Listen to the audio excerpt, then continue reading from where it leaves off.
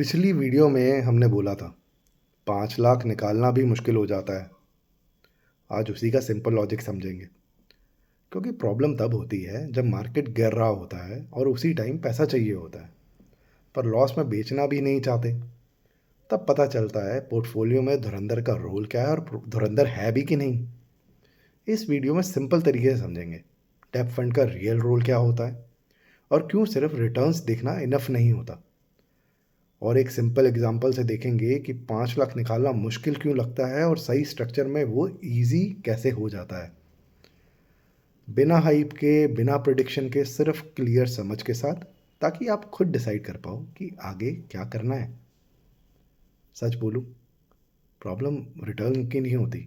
Problem तब होती है जब गिरते मार्केट में पैसा चाहिए होता है। इमरजेंसी हो सकती है, अपॉर्चुनिटी हो सकती है, कोई पर्सनल नीड भी हो सकती है। तब डिसीजन गलत हो जाता है। हर सिस्टम में एक ऐसा रोल होता है जो फ्रंट पे नहीं दिखता, पर प्रेशर में सब संभालता है। पोर्टफोलियो में वो रोल डेब्ट फंड का होता है। आगे एक एग्जांपल बताऊंगा, आपको बिल्कुल क्लियर हो जाएगा। Mathematical example. डेब्ट फंड का काम हाई रिटर्न देना नहीं होता। उसका काम है स्टेबिलिटी देना, लिक्विडिटी लिक्विडिटी देना, और सबसे इंपॉर्टेंट, आपको गलत डिसीजन लेने से बचाना। एक एग्जांपल ये भी है कि घर में सारा पैसा एक जगह रखते हो क्या, या अलग अलग जगह रखते हो। सिचुएशन के हिसाब से ना यार, कुछ सेफ में, कुछ यूज़ के लिए, कुछ ग्रोथ के लिए। पोर्टफोलियो भी वैसे ही काम करता है। चलो एक एग्जांपल लेते हैं जहाँ पे हमारे पास है 50 लैक्स।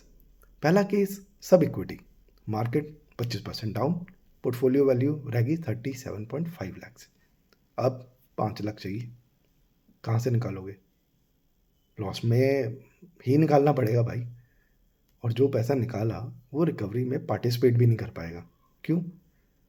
आपने निकाला और डाउन हो गया। अब रिकवरी को जो 1.5 साल या 2 साल लगना था, वो अब 4.5 साल, 5 साल भी लग सकता है।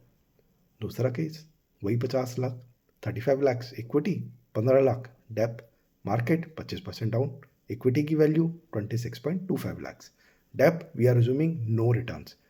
ठीक है, 5 भी नहीं, 6 भी नहीं, 7 भी नहीं, जो नॉर्मल उनके रिटर्न होते हैं, हम मान रहे हैं 0 रिटर्न्स। डेप का value 15 lakhs, total value 41.25 lakhs. 5 lakh चाहिए, डेप से निकाल लिया, इक्विटी को टच भी नहीं किया, और रिकवरी में पूरा बेनिफिट मिलता रहा। यहाँ डिफरेंस क्या आया? पहले केस में आप मजबूर हो, दूसरे केस में आप कंट्रोल में हो। मार्केट गिरने से इतना डैमेज नहीं होता जितना गलत टाइम पे बेचने से होता है। इसलिए डेब्ट फंड बोरिंग नहीं है, ये आपका धुरंधर है।